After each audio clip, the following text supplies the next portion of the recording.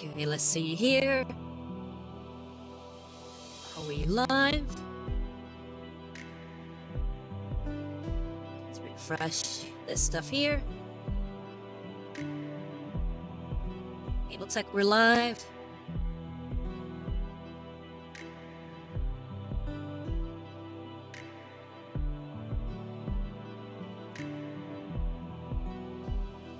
Bring up chat just so I can see it.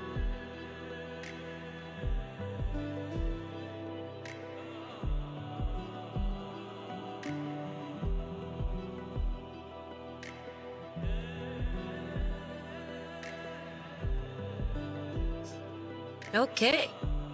Greetings, Varlets. I am Interrogator Rosario Rivas at the Satan Lady Inquisitor Marco of the Order Hereticus, and welcome to the Joy of Painting Miniatures. I'm coming at you live from the grim dark future, currently broadcasting from the hive world of Viraga. The theme music for the stream is according to Lament and Hope by the Venerable Lunatus Adam Bell, and all music from Warhammer 40k Mechanicus is composed by Guillaume David and the copyright of Bulwark Studios. Also, the music for Warhammer 40k Darktide is composed by Jesper Kyd and is the copyright of Games. All of the music is provided to us by filmmusic.io. With that out of the way, let me just double check, see who's at the chat. Still nobody responding, but that's fine. We can continue to move. Alright, so today we're continuing to paint the Plague Marine. And I don't know if you can tell, but I've done some slight alterations to this Plague Marine already. If you look here at this like sort of yellowish greenish thing that I've done here, that's actually some milliput. I realize that there's this tentacle he has here on this axe that he's got, and it's supposed to reach all the way to his body, but I realized that I hadn't actually attached it well, and there's this gap right in between those two places. So I figured I'd take some milliput to actually fix that little error. So today I'll be painting over that, just so you guys can see some of the work that it goes in the background. And then we'll continue to add some more Leadbelcher to this guy.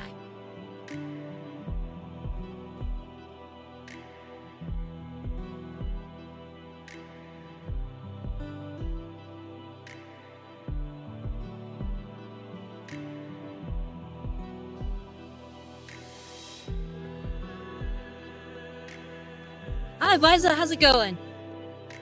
Going good? You have a good week?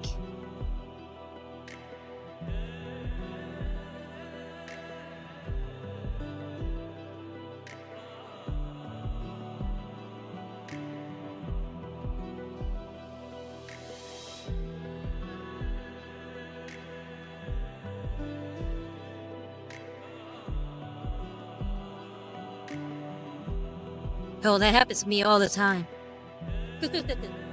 I'm always busy.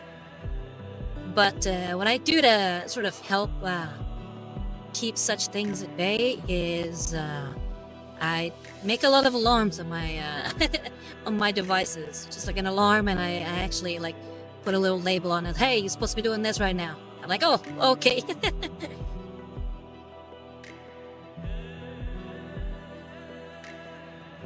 Yeah, those days aren't fun.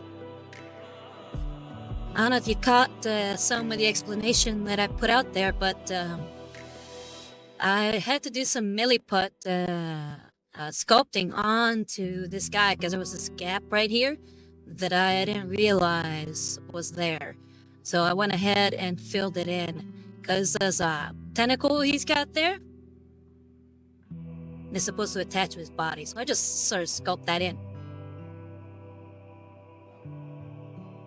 So today I'll be painting over that. I wanted to show you kind of the process a little bit too, just in case, in case you're interested.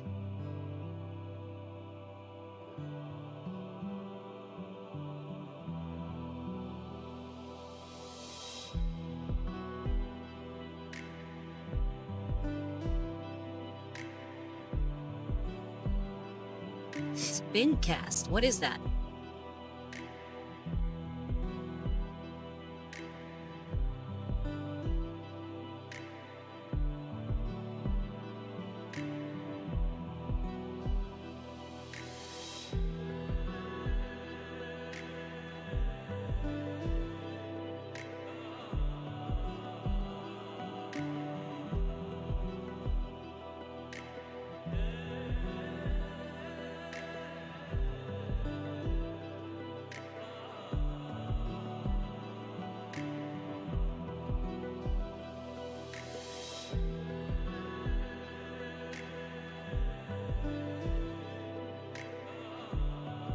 Okay, so just to paint that in, we'll be using our size 3 Grabby, because it shouldn't take us too long to do that. And we'll be painting with Abaddon Black.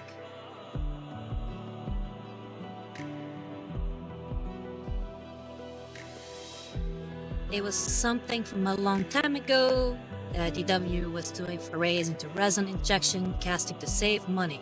But the hardware they bought had flaws, so some models didn't get fully injected into mold. One of the most notorious from memory was a Necron with a scroll belt that was missing half the scrolls. Oh wow, that does suck.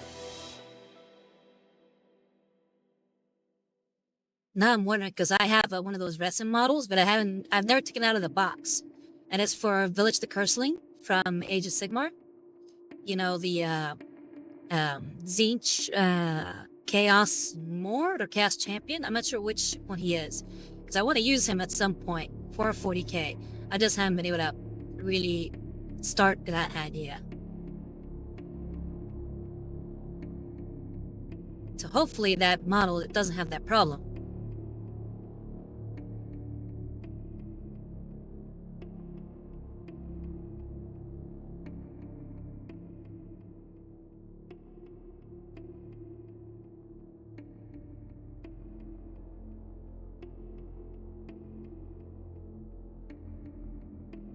Okay, that's good to know. Yeah, because that would suck if that model, which I'm really sort of psyched to work on at some point, but I still don't feel quite confident in my abilities to work on yet. And if that one had that problem, I'd be really pissed. By not just shaking up the paint. Realize that it's not quite shook up yet.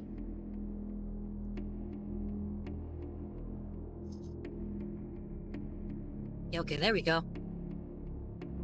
Now we have a lot of paint on there.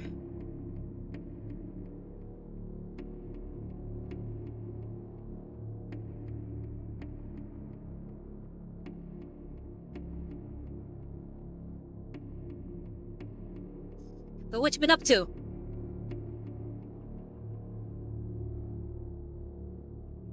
Hopefully you didn't forget those things you needed to remember.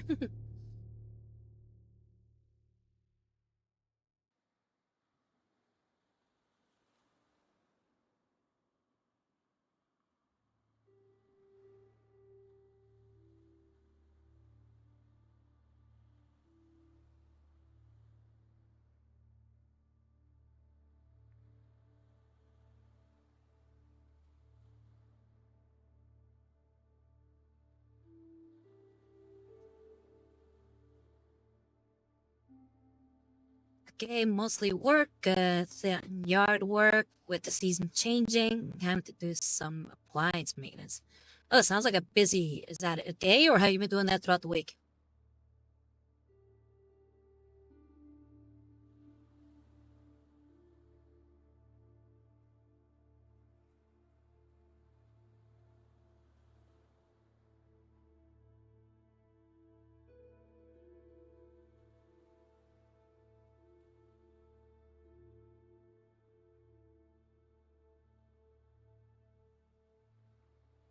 Ah, I gotcha.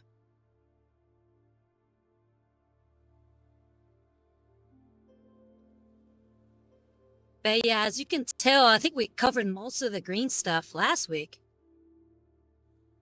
I'm pretty happy with how he came out. I thought I was gonna have to do more coats on him, but I like the sort of off green, near puke green look that he's got. So I might just go on from here and start adding more stuff.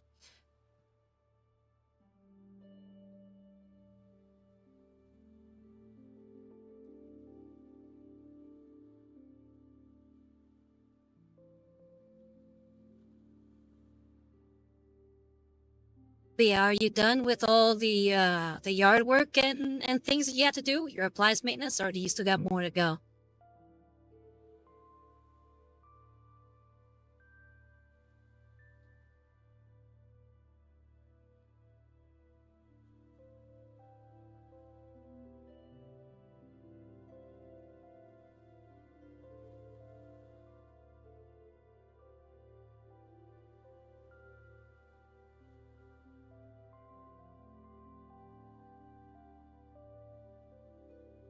Oh, wow. So it'll be a busy evening for you.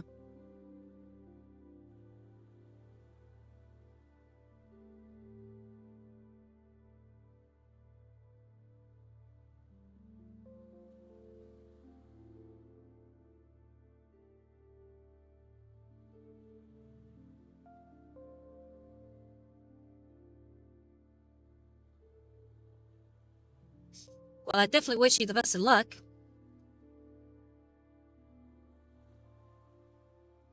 I feel like I'm gonna have to do at least two coats on this tentacle I guess sculpting that I did.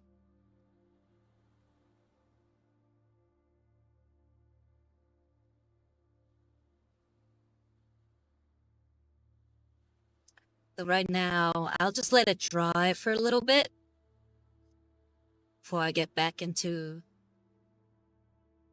painting the other layer.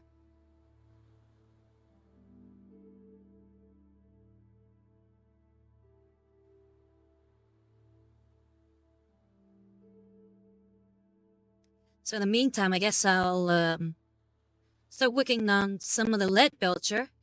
Oh, yeah. Yeah, if you remember last week, I was trying to paint some Leadbelcher parts, but then I ended up having to paint over them with the green. So today I'm gonna just start doing that again.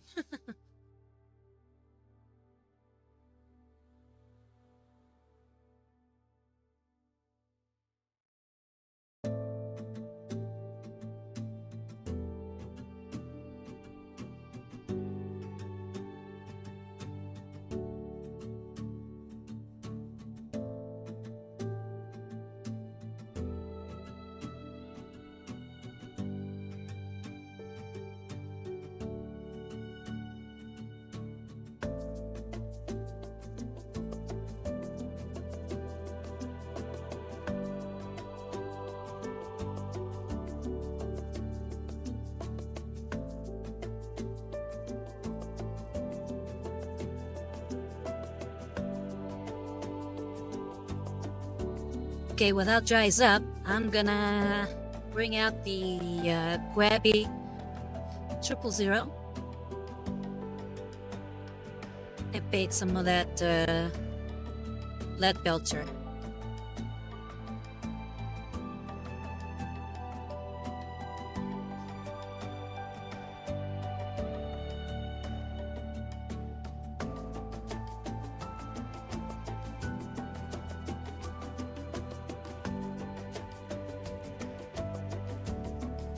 I kind of wish they sold Leadbelcher on the bigger bottles, because I've been using it for everything. Just about every model that I've painted has some form of Leadbelcher use.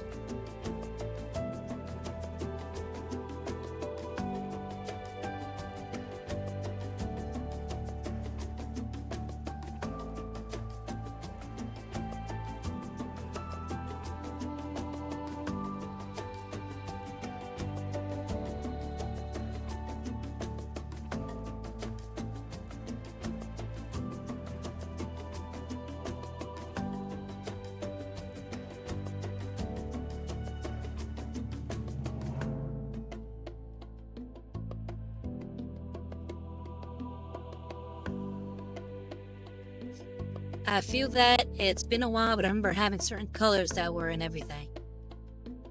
Yeah, I know, right? It's like Leadbelcher, maybe whites and blacks. You gotta have that in everything. Even reds.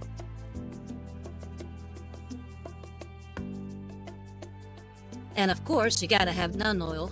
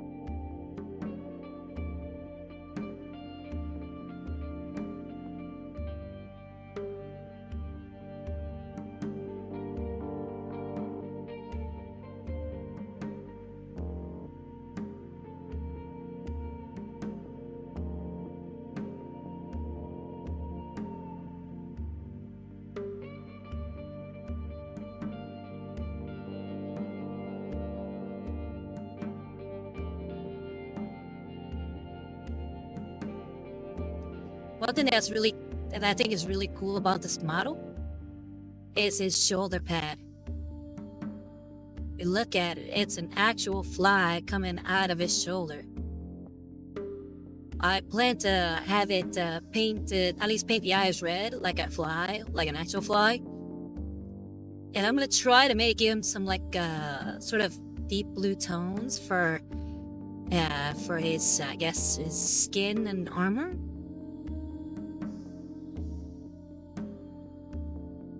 You can see that the horn is coming out of its forehead.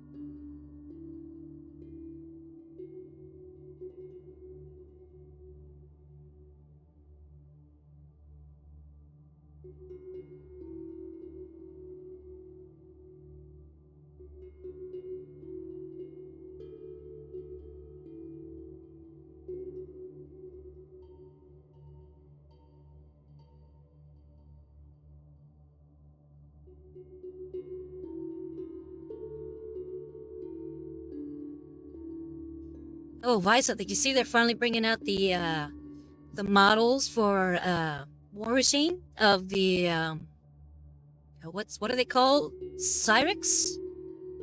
The undead faction?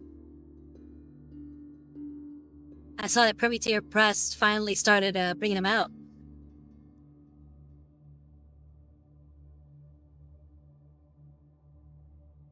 Oh yeah, definitely check it out.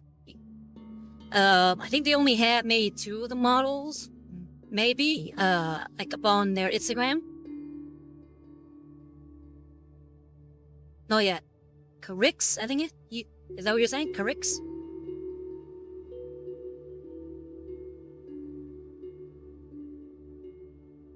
Feel to be Crix. But if it's Carix, that's pretty cool too. I don't know if you saw... Ah, I gotcha. Carix. Yeah, I don't know if you saw that they have those trenchers out. Yeah, trenchers look really cool too. I actually really like them. From what I've seen, they look really fun. So if I try to do my kit bash of the Protector of Menoth, I will definitely be using those trencher guys.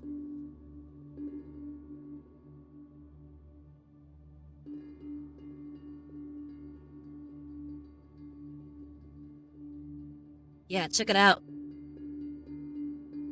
Very cool.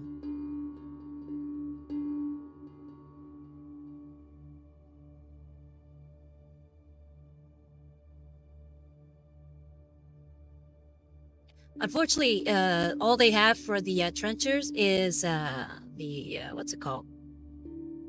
Oh, concept art. But they are starting to put out the models for the corrects right now.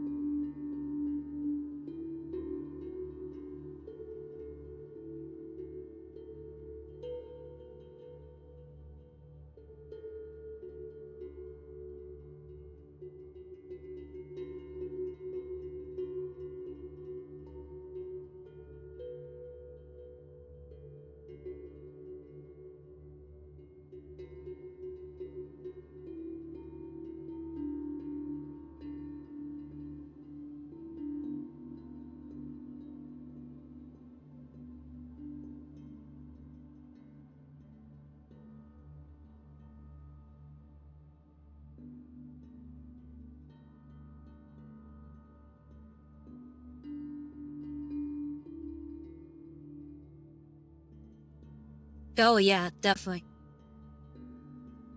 One thing I remember really liking, because I think I saw it first in the artist's Instagram, but they have this sort of showcase of one of their, I guess what they call mercenaries.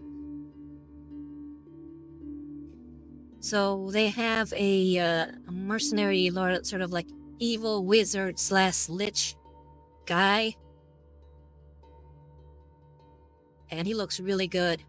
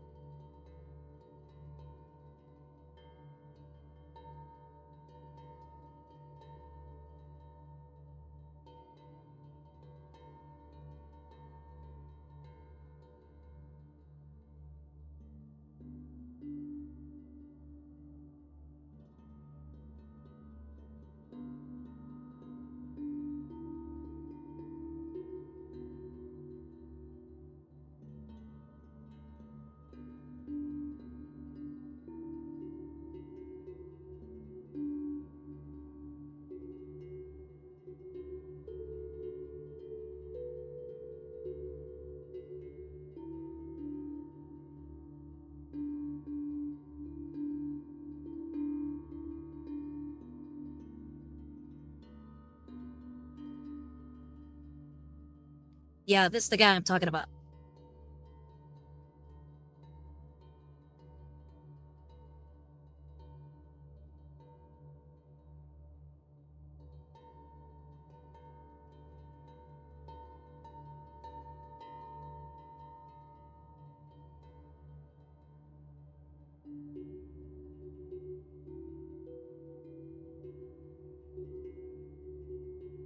Yeah, exactly. And he looks really cool. I think he's supposed to be from the mercenaries, like I said.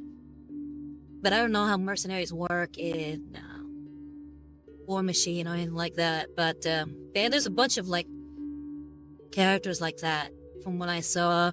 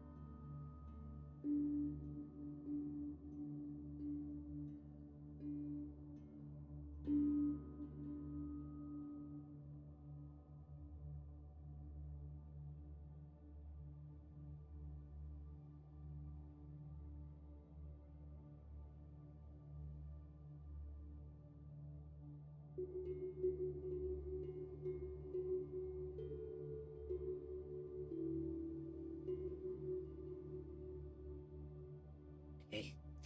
40K had a similar mechanic that I forget its name. Basically, marks are independent models that certain factions are allowed to take. Yeah, that's what it looked like with that guy. He only is usable in certain armies. For most things, they are just another your guy, but certain effects would specify your faction only, excluding them. Ah, okay. I know that Necromunda has mercenaries, but I don't know of any other, I guess, Warhammer games where they have mercenaries.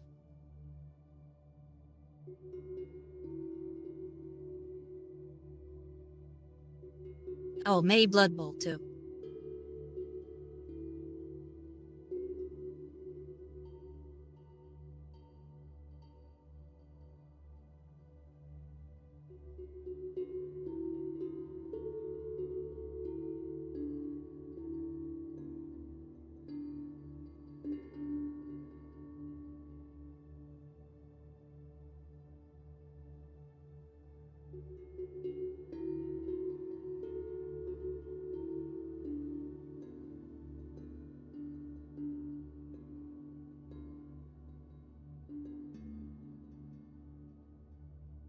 Allied factions, like what, for instance? Can you have like Eldar allied with the Imperium or anything like that?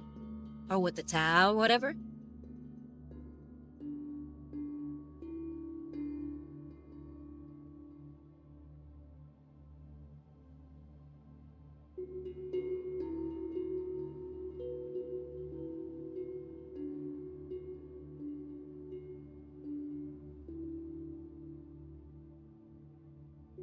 Like how at least the last edition I remember taking demons while playing Chaos is technically taking an allied faction. Oh, okay.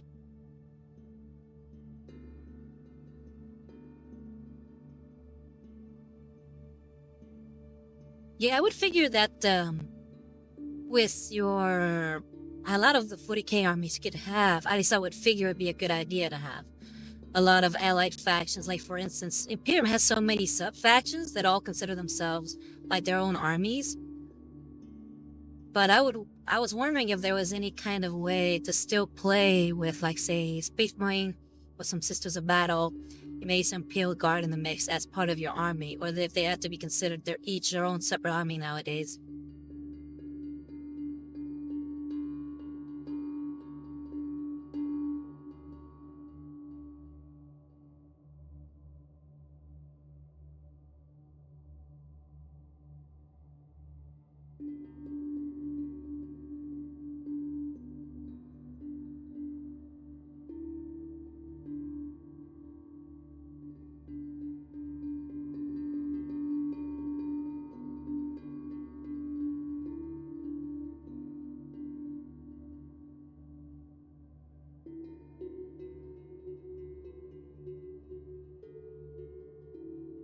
There were rules for for limitations based on how much they would actually trust each other, going as far as you couldn't end movements with them within a certain distance of each other, since they were basically only working together because the Tyranids were way worse.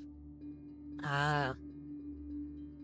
And is that still happening in modern Warhammer, or is that just an old rule from an old edition?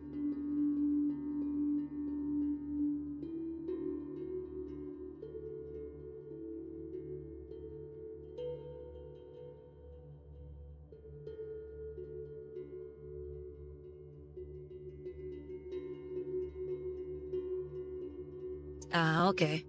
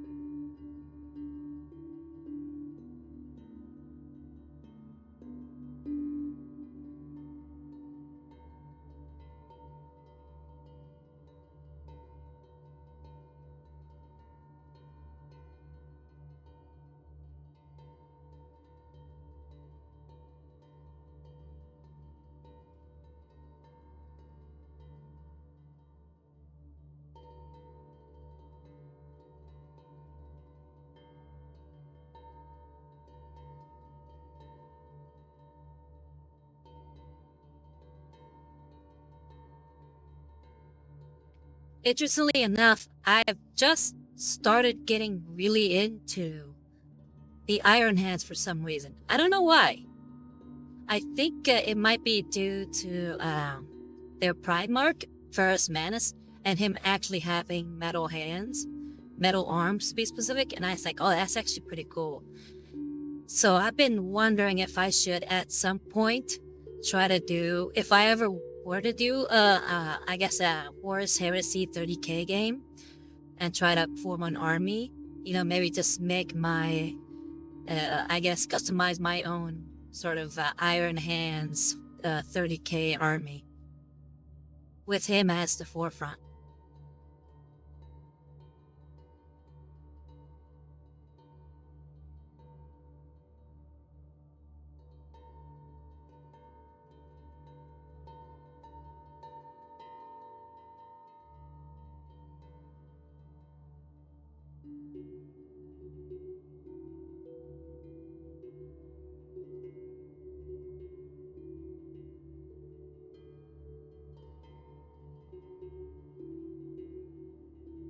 Yeah, exactly.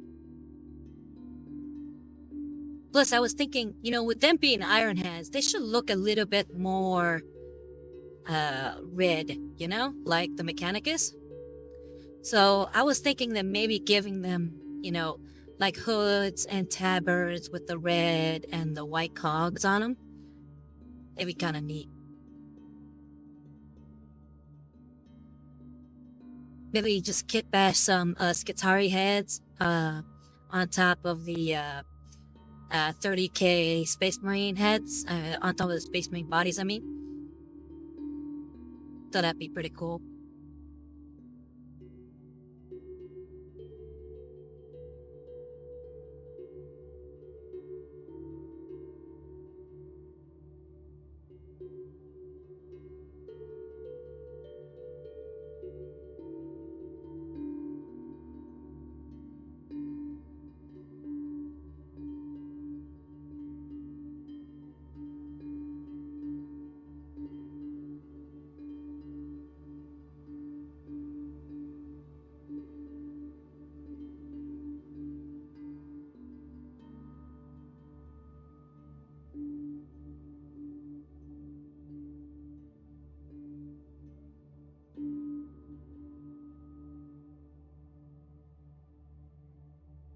So has watching me paint these minis or whatnot gotten you interested in playing the game again?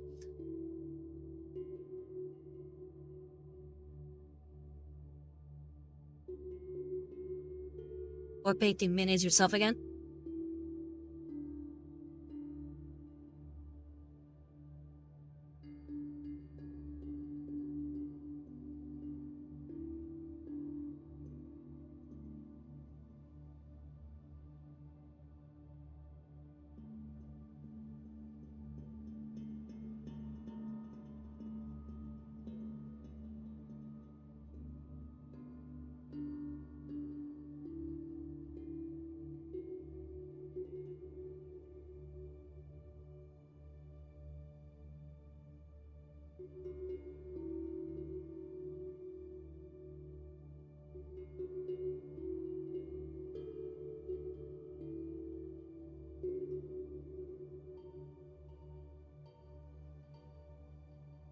It certainly does stimulate the desires for the old tabletop games.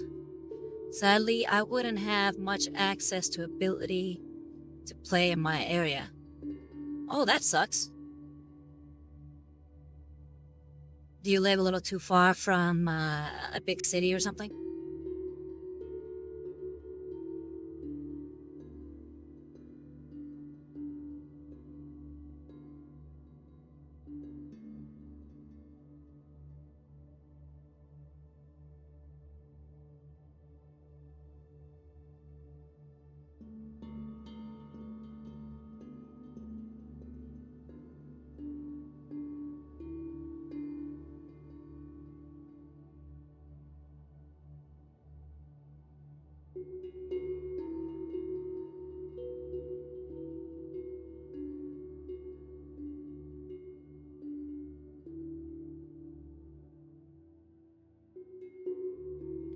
Yeah, not much gaming groups that I know of in the immediate area, and I don't have a lot of spare time to drive 40 minutes to an hour one way.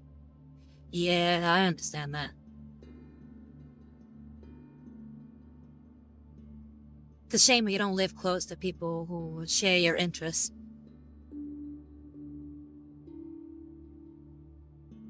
It's one of the reasons why, as much as I like the idea of living somewhere a little bit more remote, just because you get to see nicer, I guess, scenery, I just wouldn't want to live too far from a city. I like the convenience of, like, being able to shop at different places and eat at different kinds of restaurants that don't serve the same kind of food. I like variety.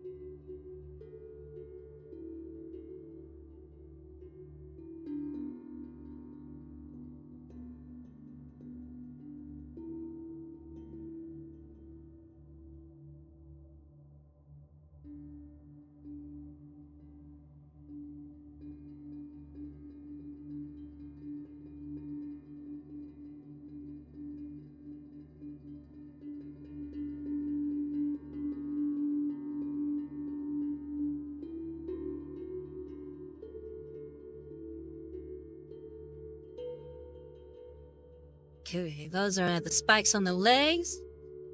Get the spikes on his chest. There's one right there on his, I guess, growing protection that I need to get at, but it's a little difficult. See if I can get in there.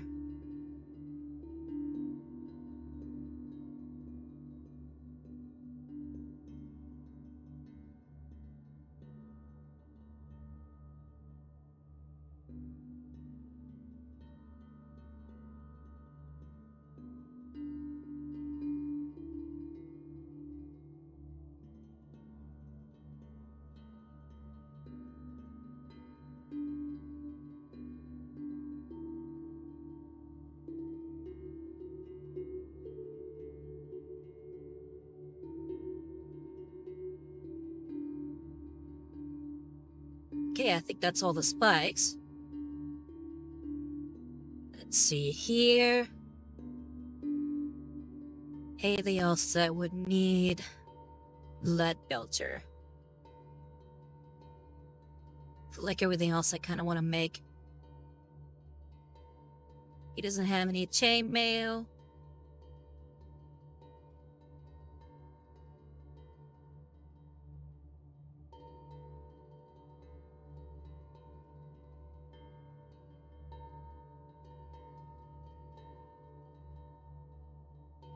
Get you some spots here in the back.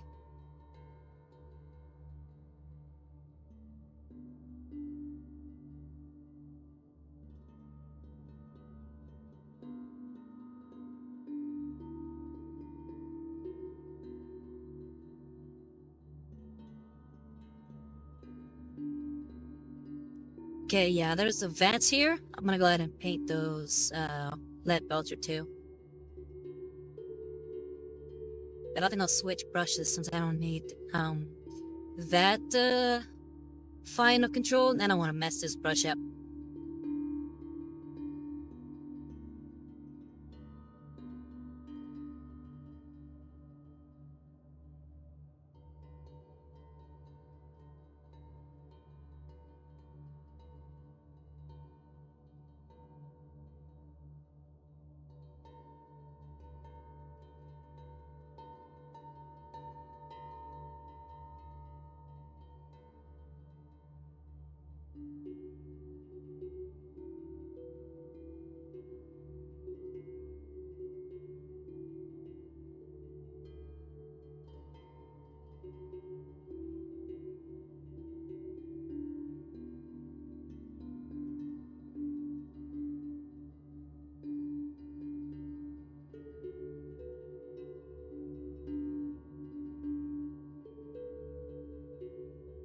And for those vents, I'm gonna go ahead and use the size 3 grabby. I think it's still kind of wet, but I'll go ahead and put some more water in there. Get some more Leadblecher, just a tiny bit more because we don't need that much more. At least I don't think we do.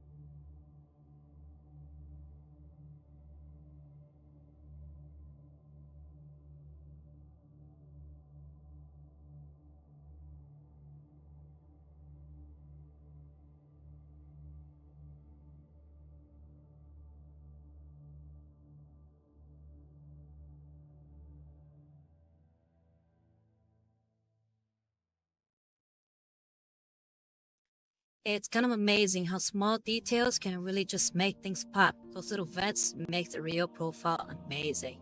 Yeah, I know, right? Let me go ahead and zoom in. I'm also gonna paint those tubes the same color.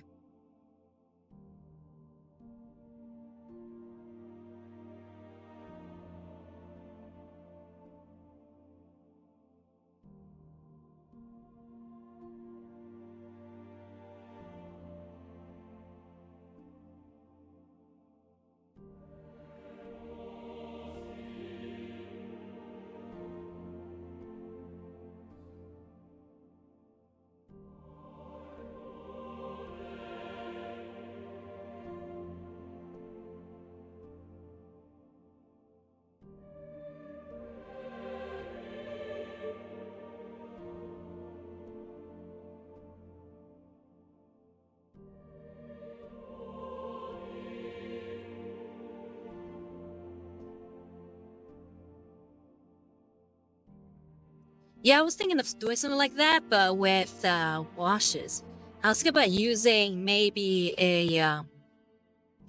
a browner kind of wash in order to make it look more rusty.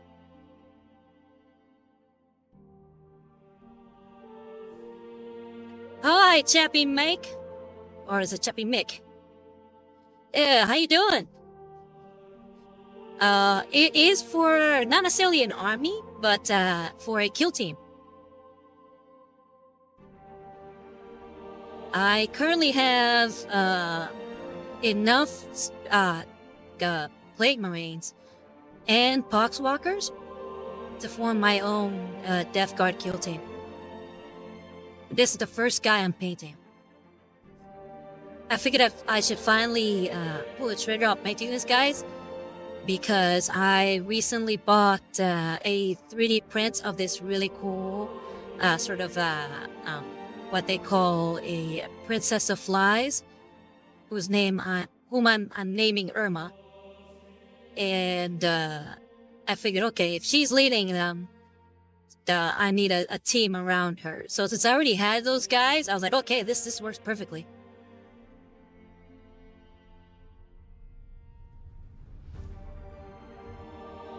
But yeah, very much welcome to the stream.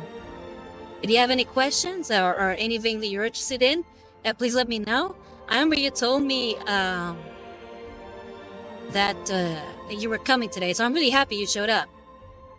By the way, Vice, Cheppy Mick is from Instagram, and that's how he found us. I'm naming her Irma because I figured the fact that Nurgle is sort of Papa Nurgle or Grandpa Nurgle, I figured I should give her some kind of, something signifying her as like maybe an older sister to her or to my kill team. So I was looking up names. I'm really big into name genealogy.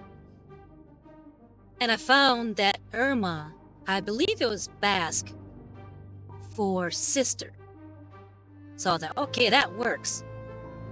So that's why I'm calling her Irma, the Princess of Flies.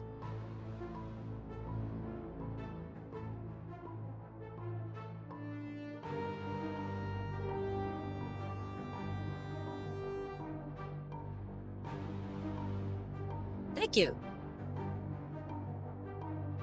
Yeah, like I said, I'm really big into name genealogy, so for me it's a lot of fun. Just going to websites that have,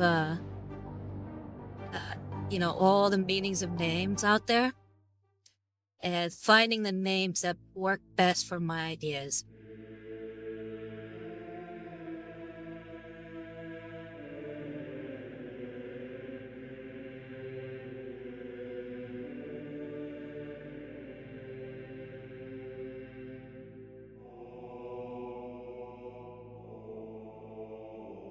Okay, it looks like I got already those tubes and those vents. And I think we can drop the Leadbelcher for now. I'm trying to think of anything else that would require it.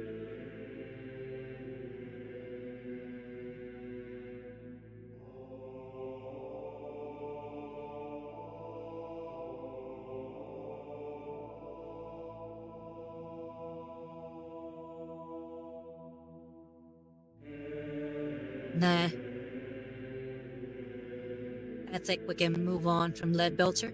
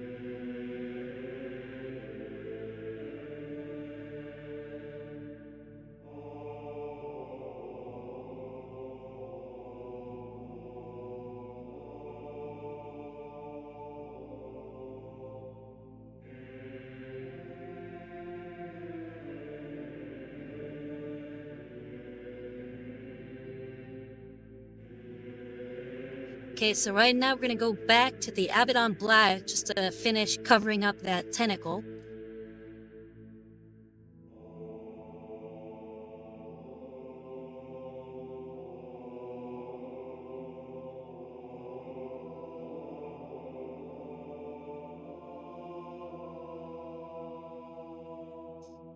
We're still using the size 3 grabby.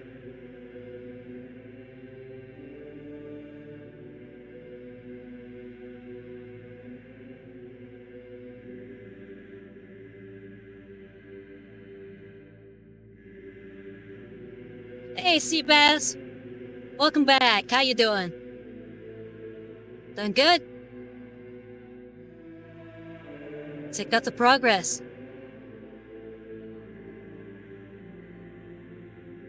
We just finished doing all the Leadbelcher parts. So all the metal bits. Probably saw the iron, sort of silvery metal bits that he has. Right now, I'm actually gonna try to clean up some sculpt work that I did over the weekend. I don't know if you noticed, but this right here, I sculpted. I wanted to make sure that this tentacle that he's got wrapped around the axe actually connected to his body. So I had to sculpt it in because when I put it together, I realized there was a gap there. But now I gotta clean this up.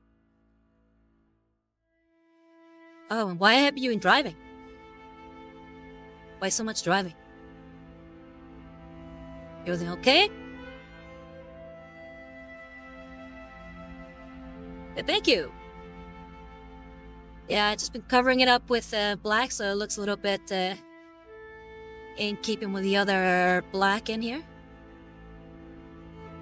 And then we'll get started on the other metal parts of the model.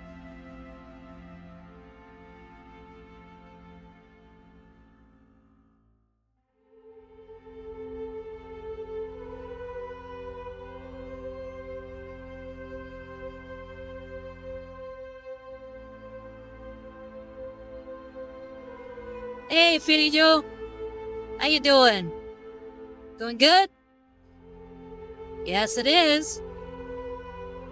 It is the Plague Marine. Right now we've been painting the green, and now I'm cleaning up some sculpt work that I did over the week. Yeah, I would figure. Are you home yet, or are you still in Germany?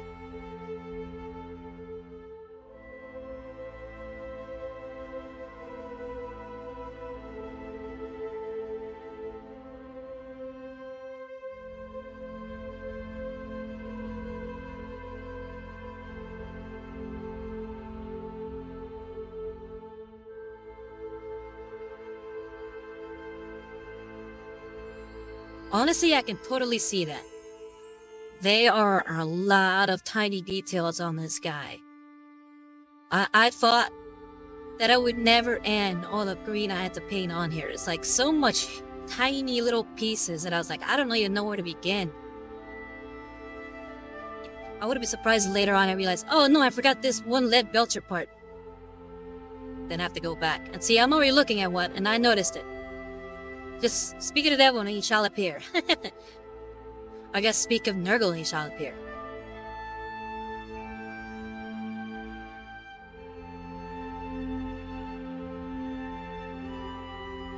So you're back home. Nice. Is it nice to be back? Are you enjoying your time home, visiting family, friends, relaxing? Okay, Champion Mike says, I've collected some Death Guard just to get the Nurglings. Yeah, they are really cute. Advisor said, I could see that, yeah. Lots of uneven broken up surfaces with organic shapes and details. Yeah, they're definitely the most, I guess, busy of designs?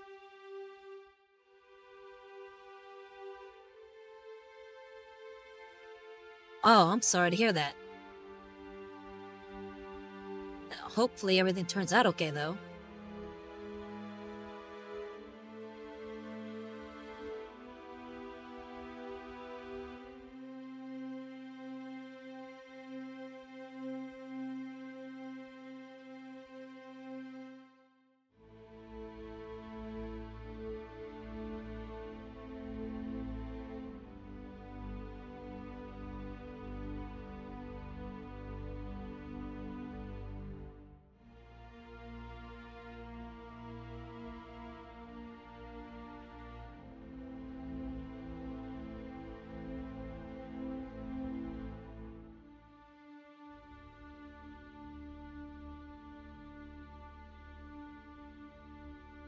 How much longer do you think you'll be stuck at the hotel? But I've also been at a cosplay convention for 3 days. It was really fun. You saw some kick-ass Warhammer cosplays. Nice! I saw your pictures. You're wearing this really cool-looking white and black suit with rounded glasses. I couldn't tell who you were supposed to be, if you were, pretending to be any character. But, 5 more days? Oh, yeesh. Hopefully it's a nice hotel.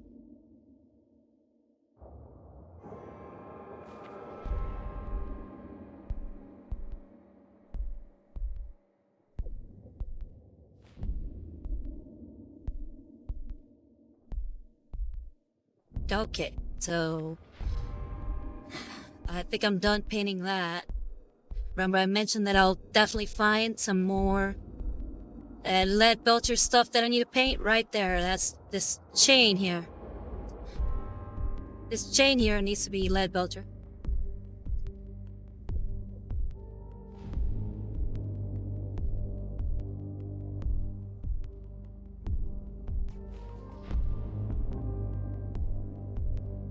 Yeah, I wasn't pretending to be anyone, just threw together what I could find and it went like that. Well, it was a really cool look. Surprisingly though, I was actually one of a kind. Only one in a good looking slick suit. Yeah, you look really cool.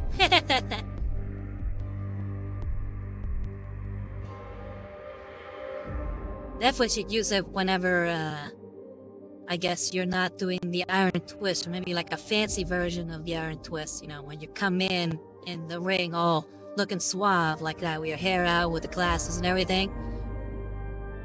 It was a really nice suit you had there.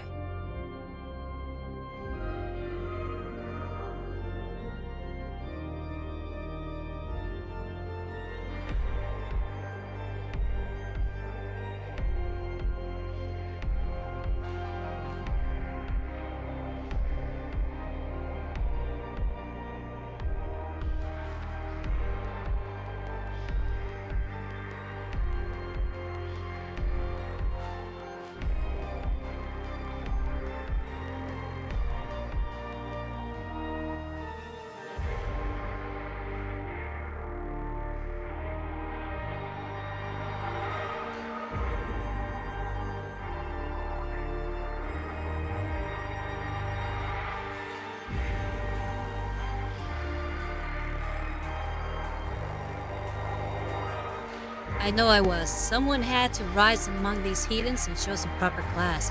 Hell yeah.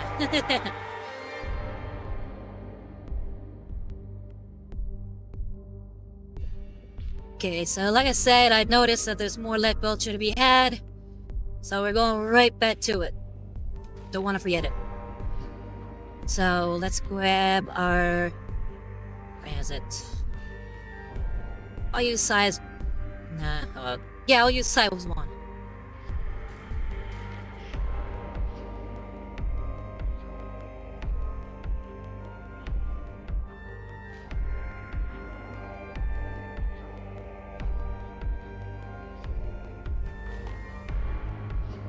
Oh wow, nice.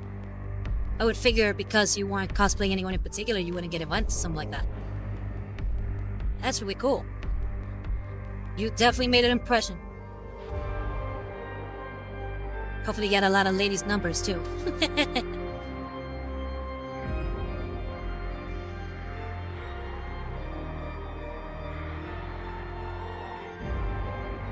Well, right now, I'm still working on my live 2D model of my avatar.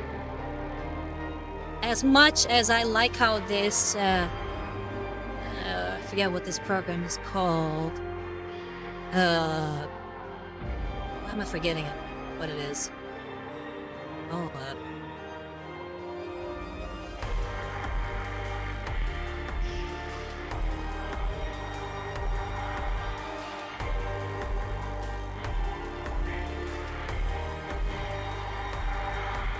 Oh, Vroid. As much as I like how this Vroid model came out, I do want to have my own custom live 2D model. So I've been working on it for a few months now. And besides this guy, I have some Caradron overlords that I would like to complete at some point. And I do have other models there that will be painted at some point as well.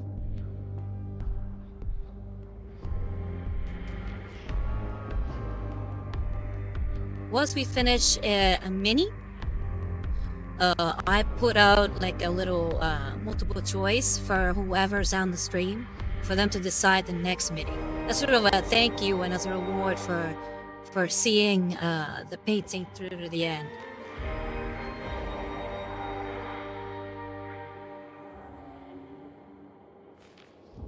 Fijo, they had the contest, and at the end there was a 20-minute break. They wanted to do a little game. The two winners would win 2 tickets for the next convention in Switzerland. And the winners were determined by the crowds cheering. We were given each mic time, and since I have a history as a wrestler, I knew exactly how to work the crowd, and quite honestly, they loved me. Nice! Did you win? Did you get the tickets?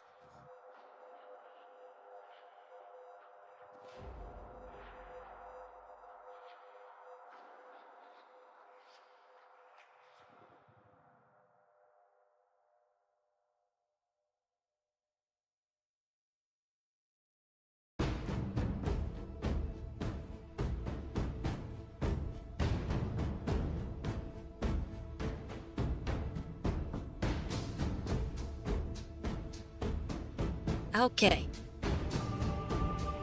We're done with that.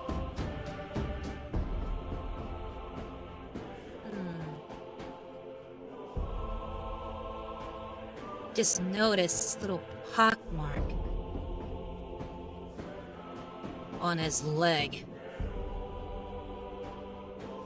See right here? I'm thinking about painting that Leadbelter too. It sounds like I made a bullet wound. Like it left a hole there. Yeah, but I think I need a smaller brush for that.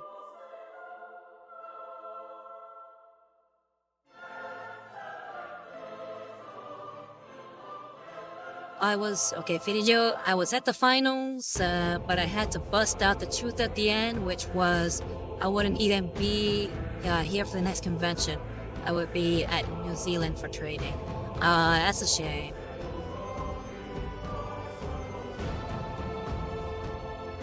That's really cool though. Hopefully it made some fans. And maybe they check out your wrestling gigs when you're in Switzerland.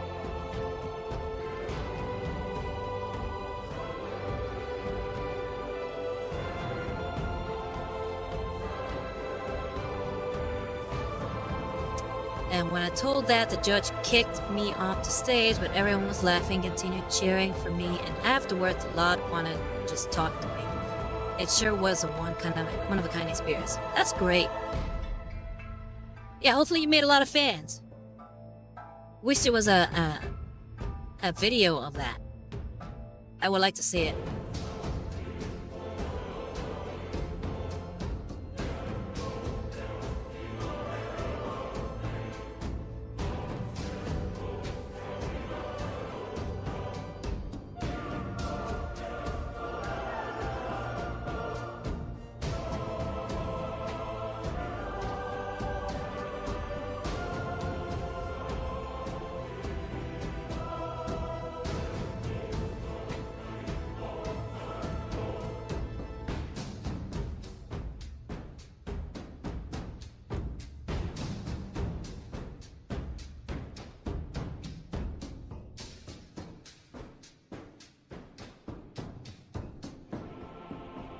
I did actually make a lot of new friends, though, through that, including some of the very talented cosplay artists who were on stage.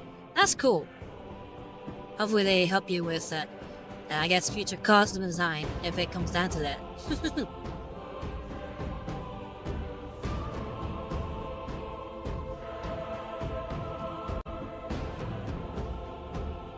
Okay, I'm gonna go ahead and paint those little pock marks on his armor, Leadbelcher.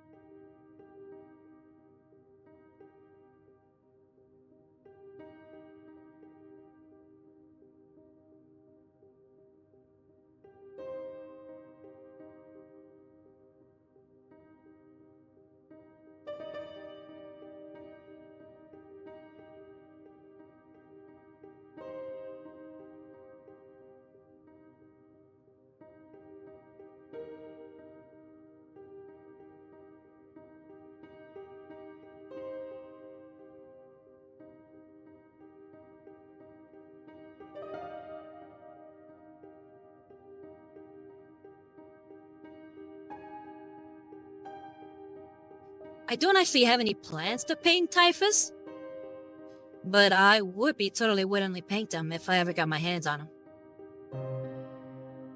Check it out, the little pox right there, pox marks on his leg. I think it came out pretty cool.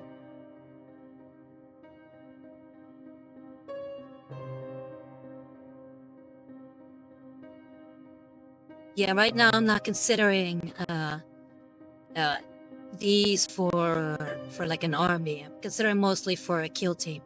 Though I do want to make more. I have an idea for more Chaos Space Marines. Unfortunately, I couldn't do it with these guys because these guys are already assembled. But I would like to buy more so I can put my idea into play. What I'm thinking is that a lot of the lore regarding Nurgle and what's it called? Just all his servants and whatnot lead me to believe that every one of the models, or at least everyone who works for Nurgle, should be a very happy, carefree person. So I want to buy some Chaos Space Marines and swap their heads with very happy, smiling heads. And I found a few in Puppets War that I want to use. So I'm thinking about eventually buying some more Chaos Space Marines to try to do that.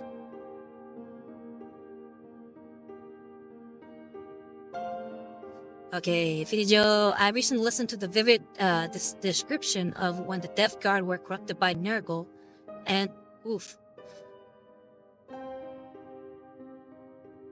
Oh yeah, please tell us. Regale us with the story.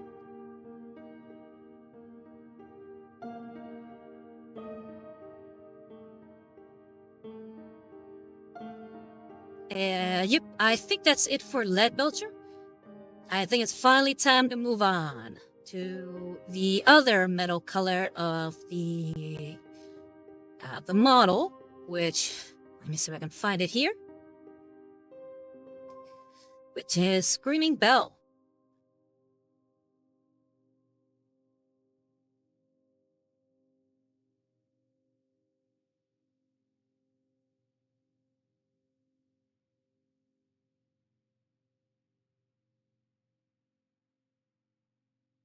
Alright, Chappy Mike. I enjoy painting Emperor's Children at Thousand Sun. Yeah, and they must be really fun to paint. I would like to make a Tzeentch Chaos Space Marine kill team that's not associated with Thousand Suns, but I definitely want to keep the sort of teal colors. And since you want to paint some Black Legion and World Leaders too. Yeah, Black Legion is the base Chaos Marine team.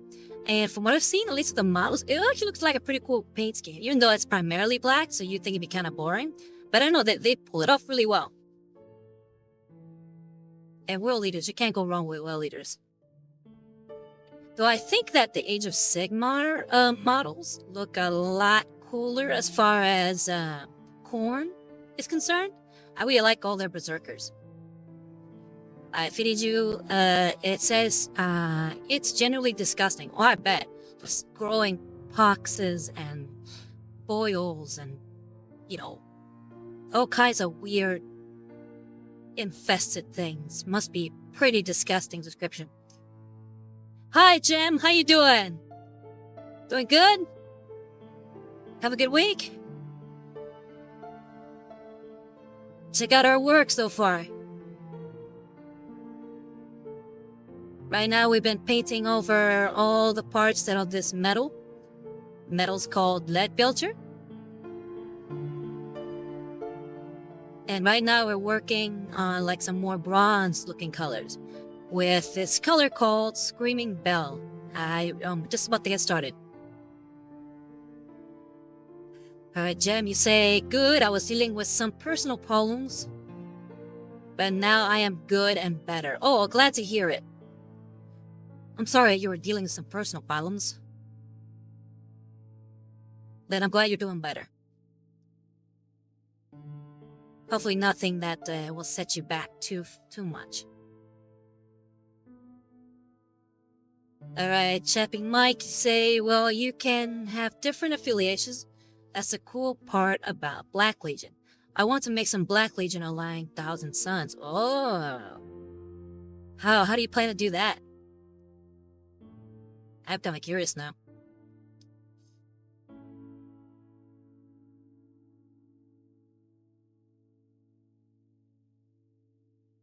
Oh, well, I'm glad that they're solved.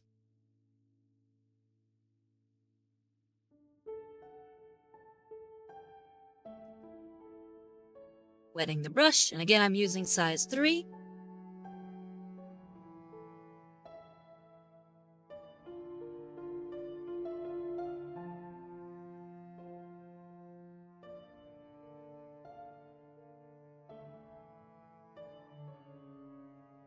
A very orangey copper color.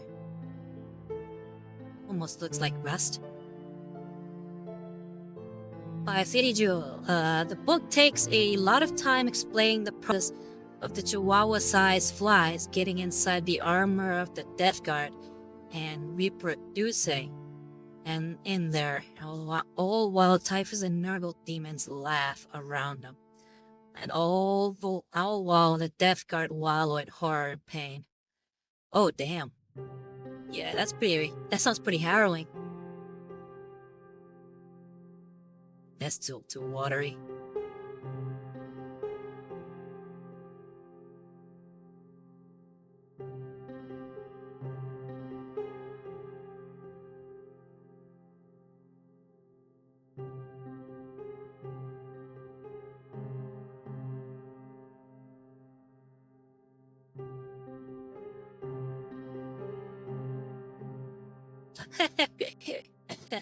Not trying to get too graphic, huh?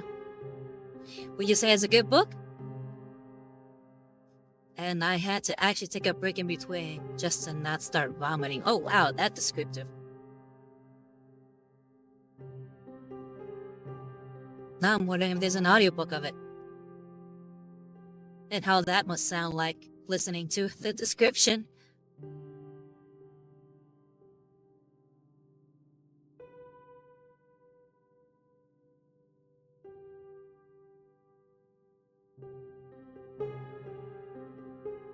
At painting this, I just realized there was something else I wanted to paint Leadbelcher.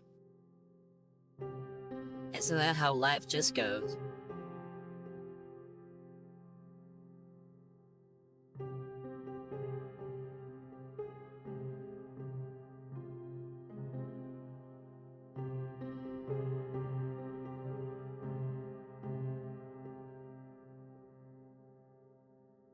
Chappy Mike says, just 30 minutes of painful screaming. Yeah, probably.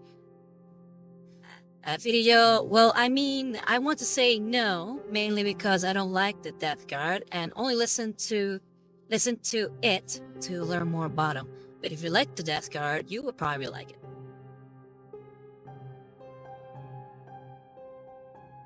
I don't know if I like the Death Guard. I like their aesthetic. And that's the thing, I like more homebrew stuff.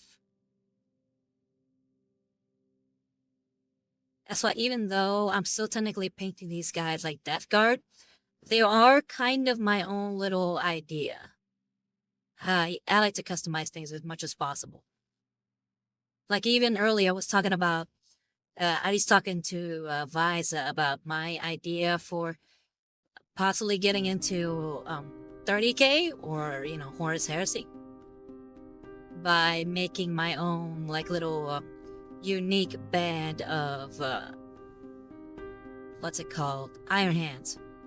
I don't know, lately I've been really getting into the idea of Ferrus Manus and his, like, quite literal iron hands and iron arms.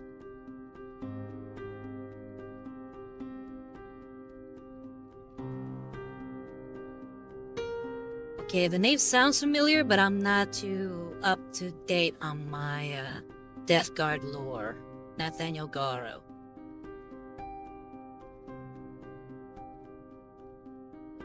Wasn't there like a Death Guard Dreadnought who was a good guy? Or should I say a loyalist during the Isfahan massacre?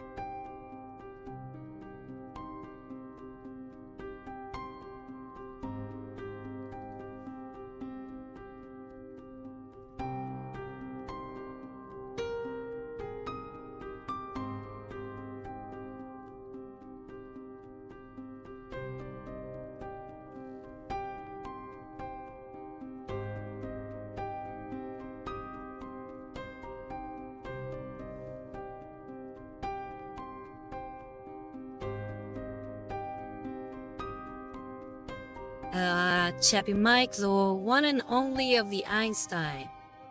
Valinor of the Emperor's Children is who you're thinking of. Ah, okay. I could have sworn there was like a story about a Death Guard Dreadnought regarding that whole story. I don't think he survives it, but I don't know. Nathaniel Garo. Like I said, I remember the name, but it's not ringing any particular bells. Fidio, he was the first one to tell Rogo Dorn, and in response, Dorn slapped him across the room. Oh, wow.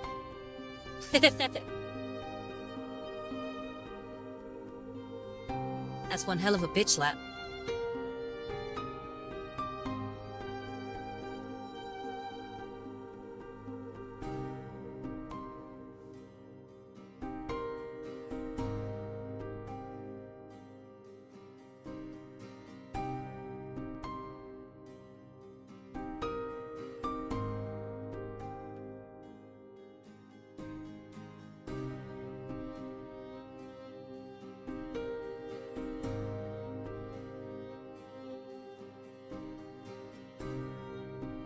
Oh, and he's a Death Guard?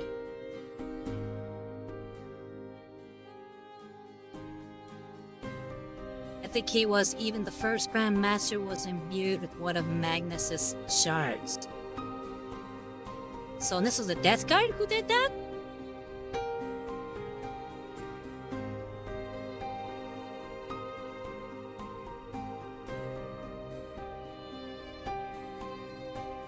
Huh, I wouldn't have figured. But I said Grey Knight. I didn't... So was it a librarian? I didn't figure the Death Guard had too many psychers. But with, Mortarion's disdain for them.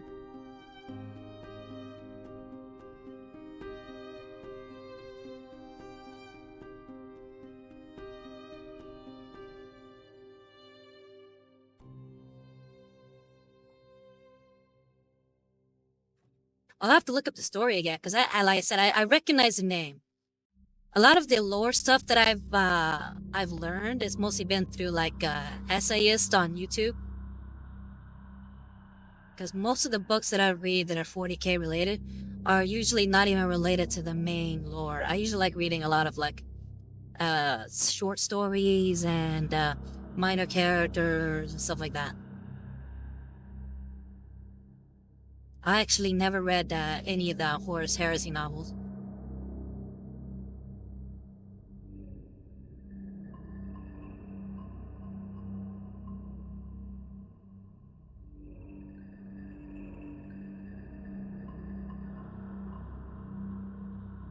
I mean, the Death Guard had plenty psychers, including Mortarion and Typhus, but Typhus keeps the potent psychers hidden for his own personal army when the heresy started. Ah, I gotcha.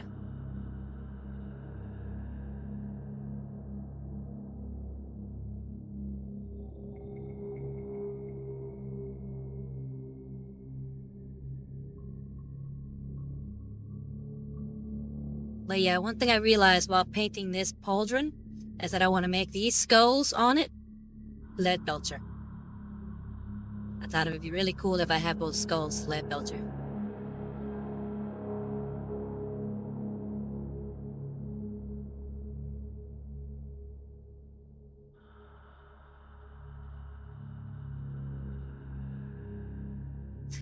Yeah.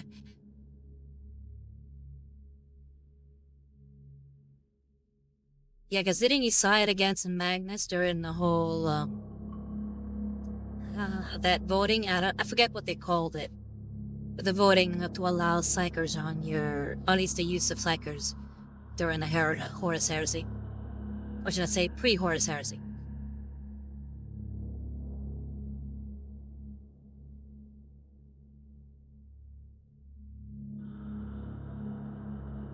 Yeah, that's it. Council on Ikea.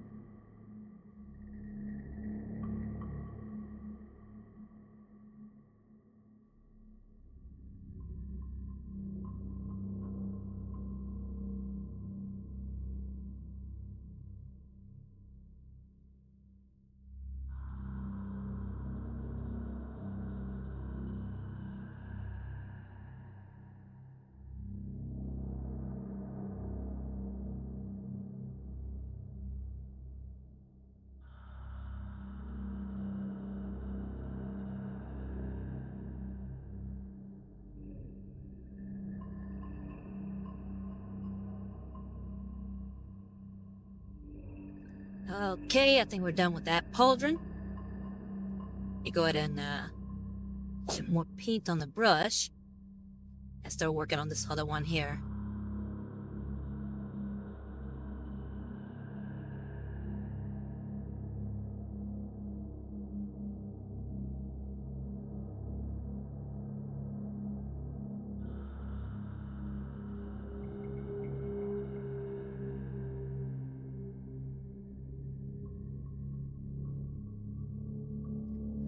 Okay, Chappy Mike, or Mick, what kit bashing ideas do you have? For my Black Legion Thousand Sons, I want them to be in black and gold armor, but really bring out the OSL effects to make them stick out. So like give them like sort of a bluish tinge with the OSL. And my kit bashing ideas, I have a thousands, like I said, a Zinch Chaos Space Marine kill team that I want to put together, using Village the Curseling from Age of Sigmar as sort of like their leader. So that's one idea. As I was talking with Visa earlier, I would like to make my own sort of version of the Iron Hands, to have more reds in there, just and give them sort of Skitari heads instead of like the base Space Marine heads, just to make them look more aligned with the Mars mechanical cult. What else? I have my own idea of kit bashing for Caradron Overlords of Age of Sigmar that I'm working on. Visa's definitely seen it, and a few others have seen it. I think Feedy Joe was here for that, and so was Eddard. I'm not sure if Eddard's in today. But yeah, there's been a few guys who have seen me do that. I did a kit bash for a a female beastman, or I guess a beast woman. They can definitely tell you about that one. That was a lot of fun to do. I did a little sculpting for that one.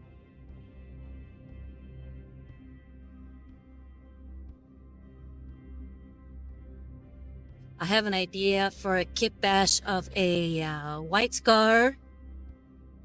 What else? I bought some pieces from Darktide Studios, and I would like to use them to make eventually some what's it called? Some space wolves. But right now I don't have any models for that. I just have the pieces because I had to have the pieces. They're so cool. I also have an idea for what's it called? A Blood Angels kill team. And they, my idea for them is to make them more vampiric looking, almost like Nosferatu. And I want to give them sort of this, the black and red, color scheme, where it's like, black slowly fading to red. Very similar to some of the armor on the, Cell-Blight Gravelords. Yeah, I have a bunch of ideas.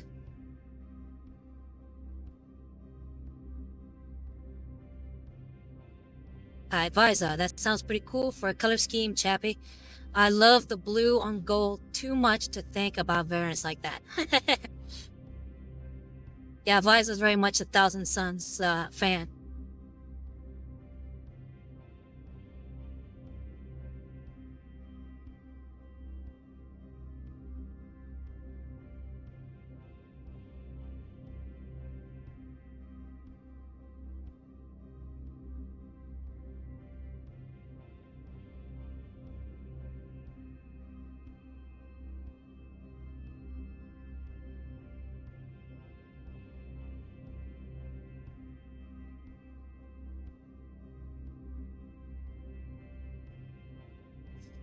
Alright guys, go ahead and, tell each other what your favorite, Space Marine Legion is.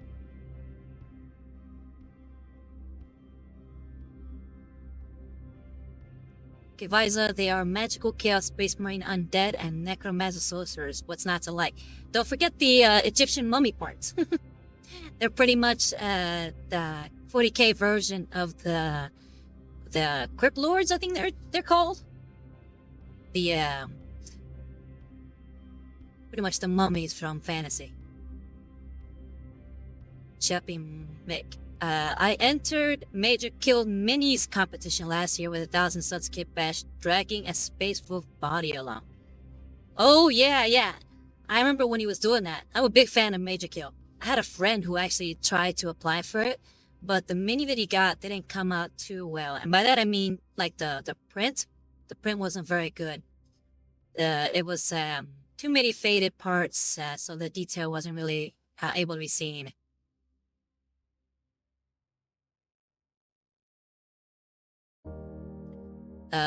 Tomb Kings, yeah, there we go. Yeah, that was what I was thinking about. That's more of a Necron to Tomb King thing.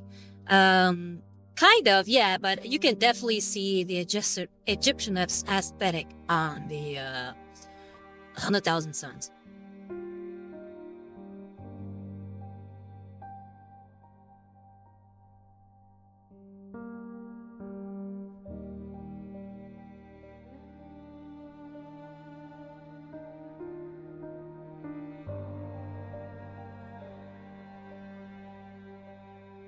Hey, it's still cool to get featured there at Chappie Mike. I keep saying Mike. Mick. Chappie Mick.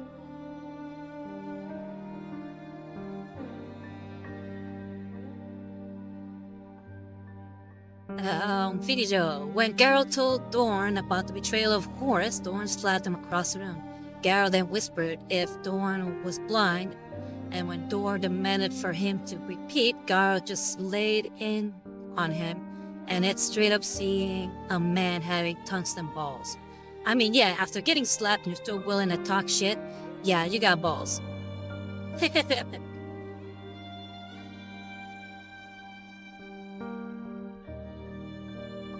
Okay, Filijo, the excerpt. I asked if you were blind, Lord, because I fear you must be. The words came from nowhere, even as some part of Garrow marveled at the mad daring of what he was saying. Only one struck by such a terrible ailment could be as you are. Yours is the blindness that only a brother might have, that of a keen judgment clouded by admiration and respect, clouded by your love for your kinsman, the War Master. Yeah, Horus was well loved for sure. That's pretty neat. Thanks for sharing there, Filijo.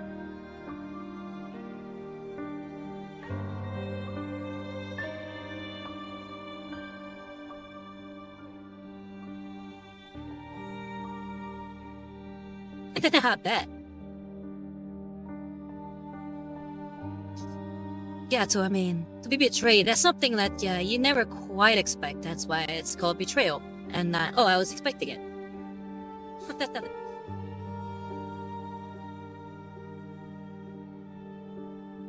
To be betrayed, you have to trust.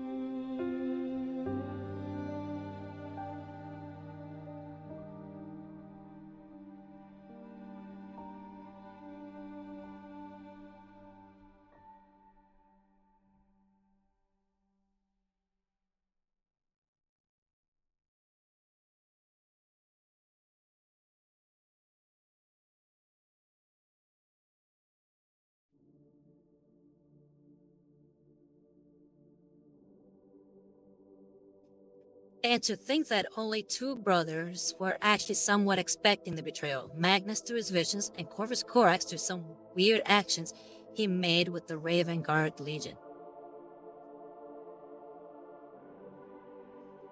And that would figure, what's his face? Why am I drawing a blank on his name?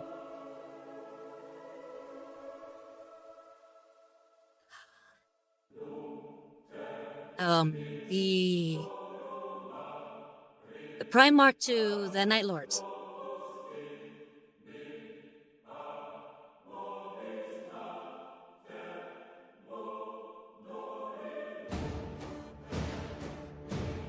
Yeah, Curse, Conrad Curse.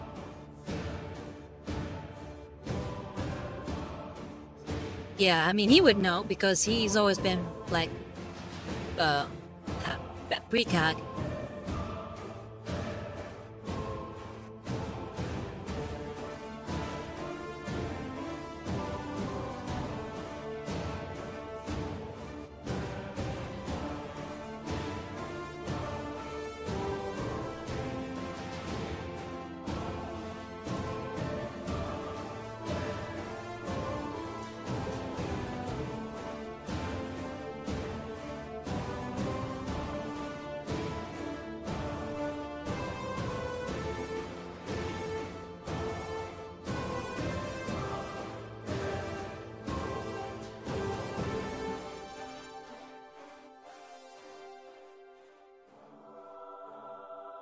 Yeah, for sure. I'm just saying that he would know. Honestly, he wouldn't share that information because he wants everything to go according to his visions, including his own death. Spoilers, by the way.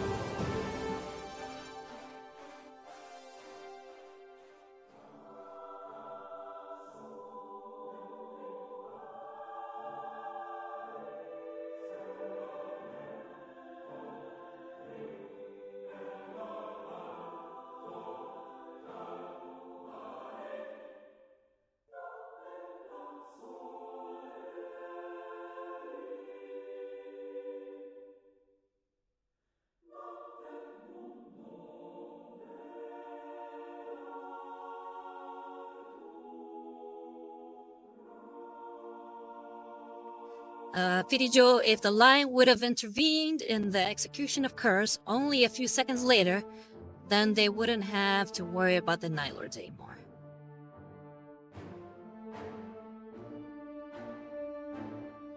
Yeah, how so?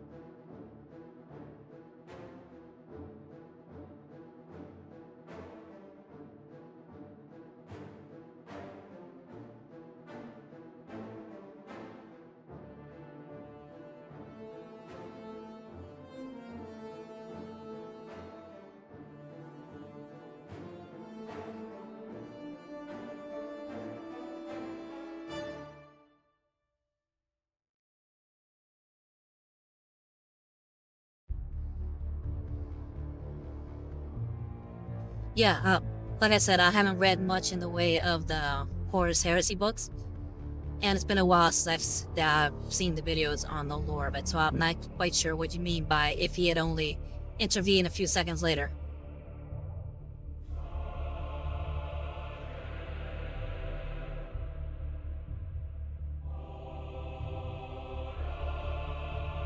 No, I'm not aware. I could have sworn he died at the hands of another Primarch.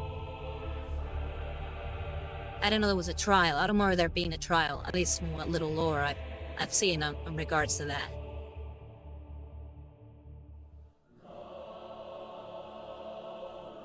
Because I know that he tortured, what's his name, Vulcan, and I know he died in a duel. Did he die in a duel too? The lion?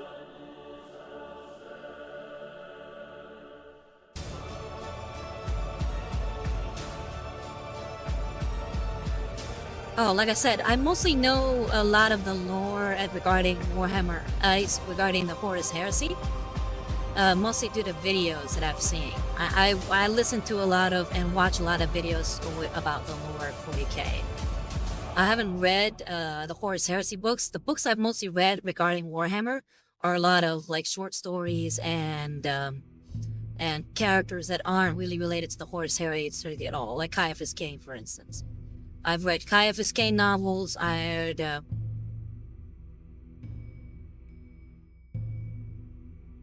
No. I didn't say the lion died. I said Curse lost to the lion. That's what I remember vaguely.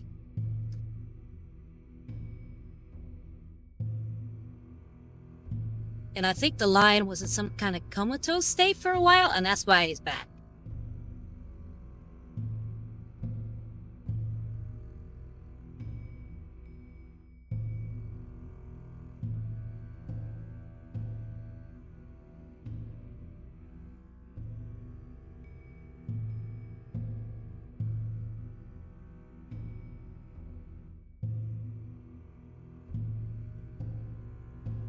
Yeah, so the 40k books that I've read were the Caiaphas Cain novels.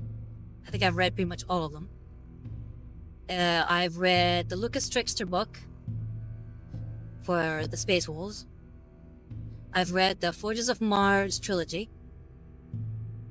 Again, all related to the Mechanicus and the, I guess, an odyssey they make towards this like lost battleship. What else? I've read. The two Sisters of the Battle books. You can see them from here. Face and Fire and Hammer and Anvil.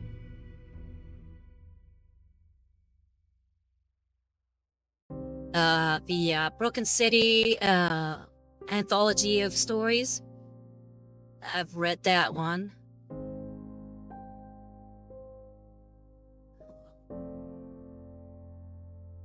So yeah, as you can see, it's a lot of like modern 40k stories as opposed to Horus Heresy. And by modern 40k, I mean they take place in the 41st millennium, as opposed to taking place during the age where a Horus Heresy takes place.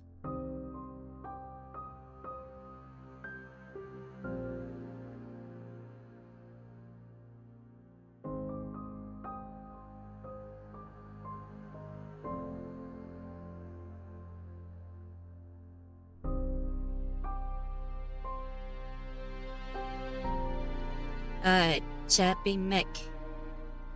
Side stories and 30k/40k are good overall. Yeah, see, that's my thought process. I've read so many good ones. The main lore books can get boring at times, I've heard, and they're very hit and miss with some of them. Like some of the stuff that I've heard that they do with some of the Primarchs, I was like, really? That's the route they're gonna take with that one? That doesn't sound all that cool. At least as cool as, I had imagined it would turn out in my head. Here we continue reading. But the side stories let the writers have their fun. Yeah, see, that's what I thought as well. That's why I like reading more of the current 40k and side stories. I've always been a big fan of the stories where it's like small scale. It's like Band of Brothers type of storytelling.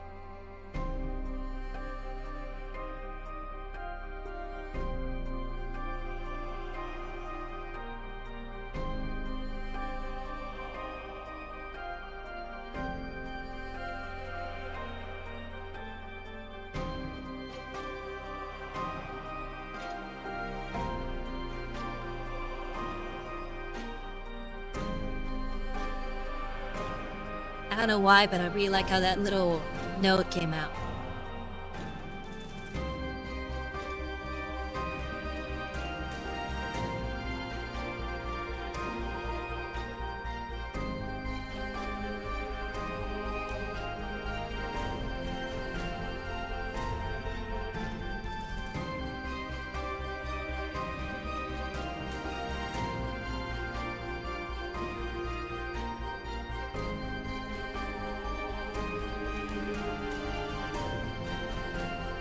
Yeah, Bias, exactly. Here, just to read out what he said, it just feels real there, like an actual thing. Did my message not go through, Video? Your last message that I saw was, the fuck? You mean, the lion died too, right? He literally returned like a year ago. That was your last message.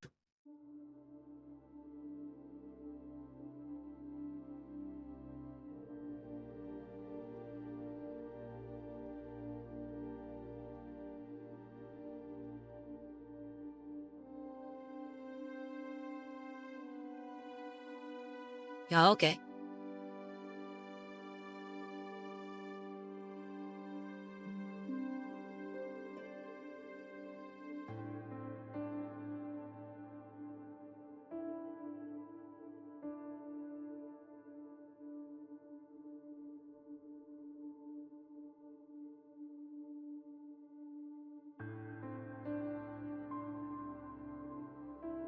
Yeah, I'm gonna take him off this sort of base holder. God, it's kind of getting in the way right now. I'm trying to get under the axe.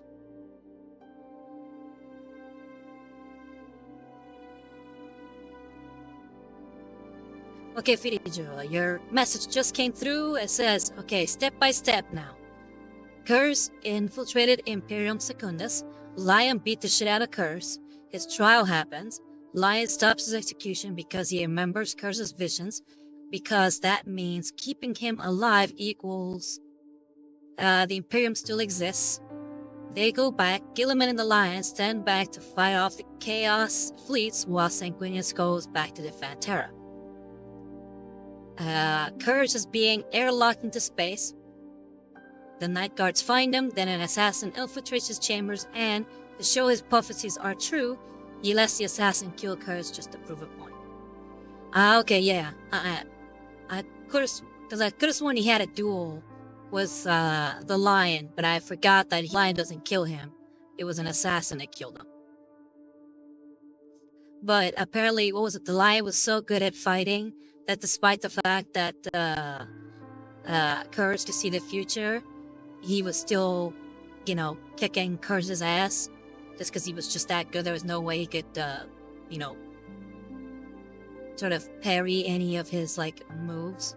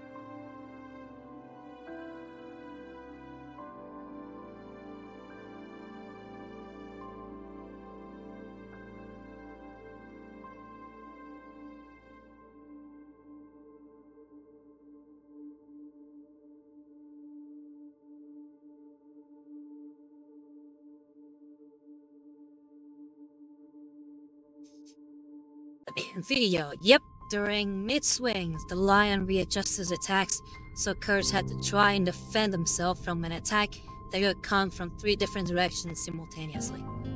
Yeah, that just shows the lion being such a badass. Yeah, because the Dark Angels are your favorite Space Marine Legion, right?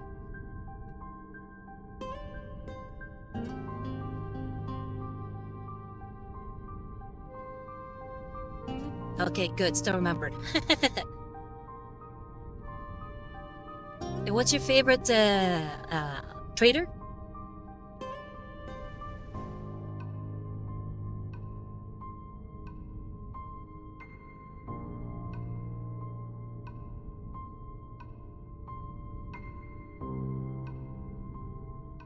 Okay, so you and Visa are battle brothers in the trader department.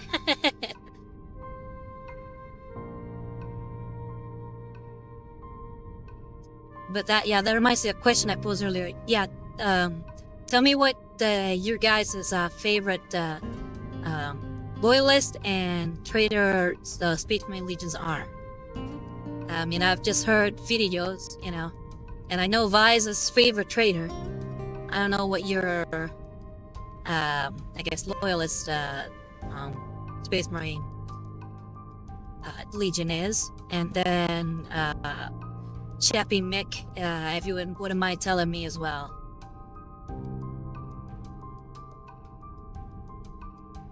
I'm pretty sure video or Visa, you can guess mine, because I might have said mine in the past. But just in case, can you guess what mine are?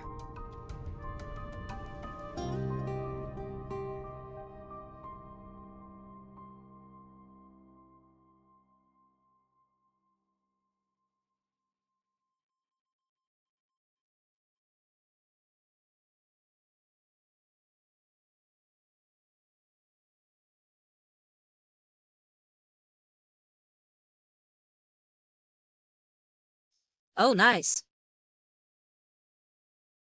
How do you feel about what they did with Fulgrim in his novel? Do you know what they did with him? I don't know if you've read the novelization of Fulgrim's story.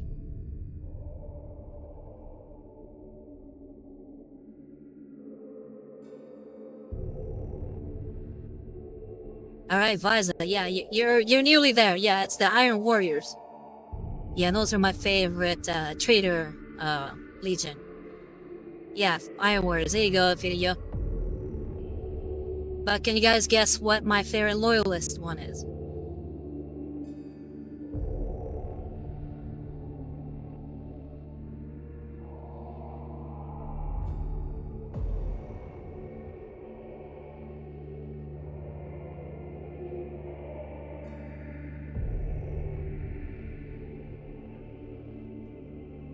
Nope, not Iron Hands, and not Space Wolves.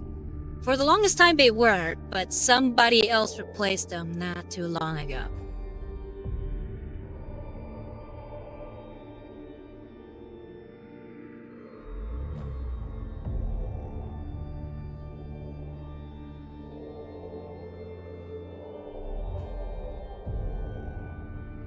Yeah, you are technically right, maybe 10 years ago.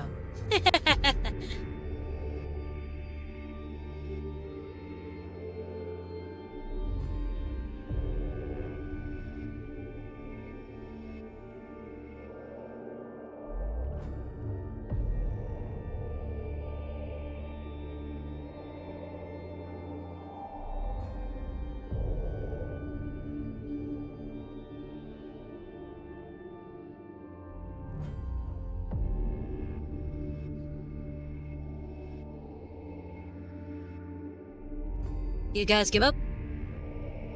Nope, not Imperial Fist.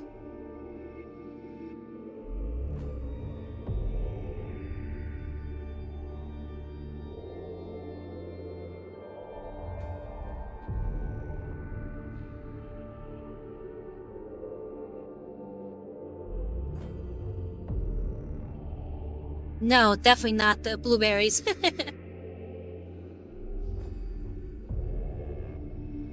Yeah, what was I gonna say? I did take a one of those quizzes. I like what legion you would be, and I did get the Imperial Fist once, which I thought was kind of funny. But no, not Imperial Fist, and they were not the Angry Marines.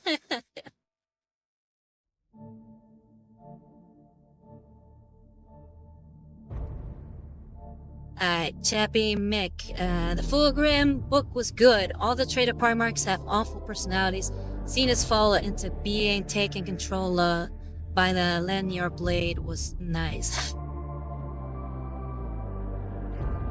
Yeah, from what I've heard of the book, I'm not too happy with what they did in it.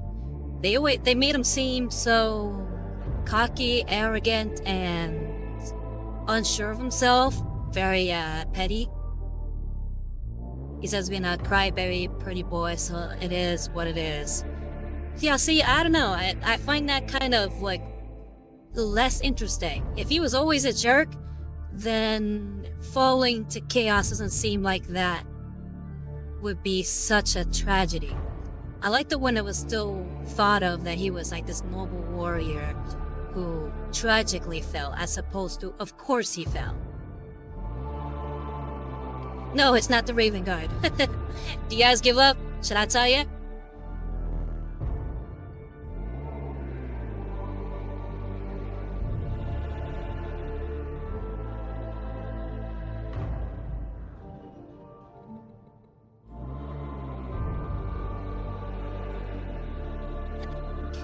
No, because if it was Black Templar, then I would be an Imperial Fist lover.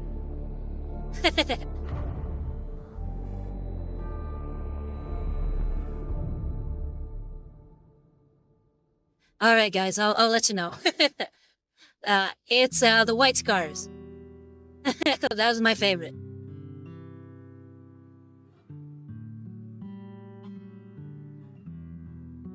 Yep. I love Jagarai Khan. He's so cool.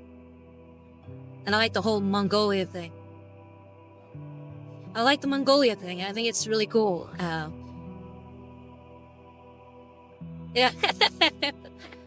Yeah.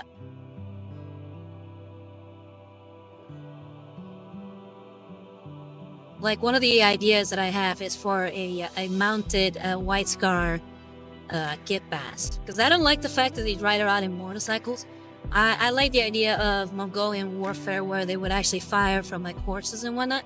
So I want to get some kind of large beast and mount a White Scar on top with a sniper rifle. I don't know that character.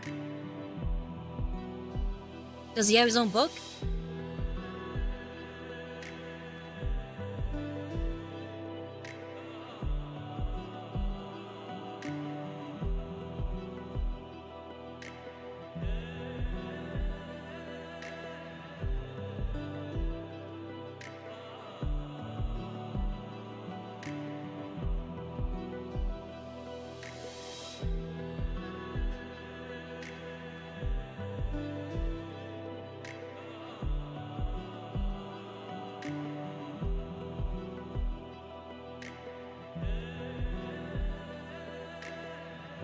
Well, I just realized it's almost 9. Almost time for me to end, so I think that'll be it for today. Now, let me go ahead and show you the progress that we've got so far. We're coming along. We still have, plenty to go, but at least we got some medals down.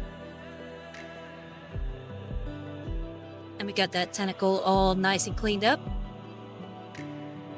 Yeah, I really did. I had a lot of fun discussing it with you guys.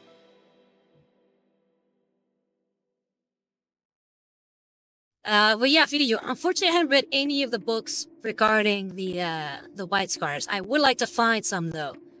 I do like their aesthetic, and I do like their Primarch from what I've seen. So I'm definitely interested in reading more on them.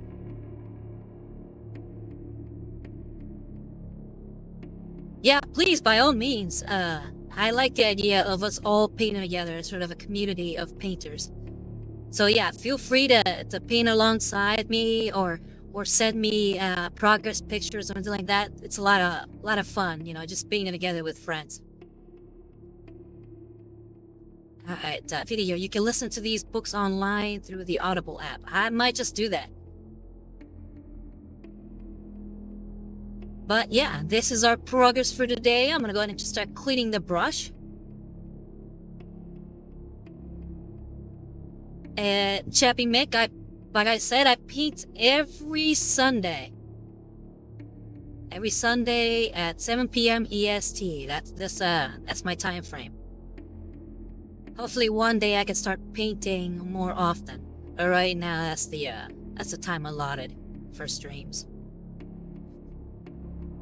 Alright, let's see here. Some cleanup. Again, the music for our stream is Court to Lament and Hope by the Venerable Liturgist Adam Bell. And music for Warhammer 40k Mechanicus is composed by Guillaume David and the copyrighted Bulwark Studios. Music from the Warhammer 40k Darktide composed by Jesper Kyd and the copyright of Fat Shark Games. And all of the music is provided to us by filmmusic.io. Alright, so again, and if you like what I do and would like to support these streams and, you know, get me to be able to stream more often, then please feel free to donate to my Ko-Fi at Rosario Rivas Art. And if you missed any of the old episodes or want to go back to see some of the old paintings that I've done, you can find my YouTube channel, which is also at Rosario Rivas Art. Video was fun, Rosa. Hopefully that 2 streams per week will happen sooner rather than later. Yeah, I hope so too. I would like to paint more often. Hopefully get some game streams going too. And adios, Chappy Mick. It's been fun. Alright guys, well, you have a good night, Varlets. And this has been Rosario Rivas signing out from the grim dark future. You guys have a wonderful night, okay?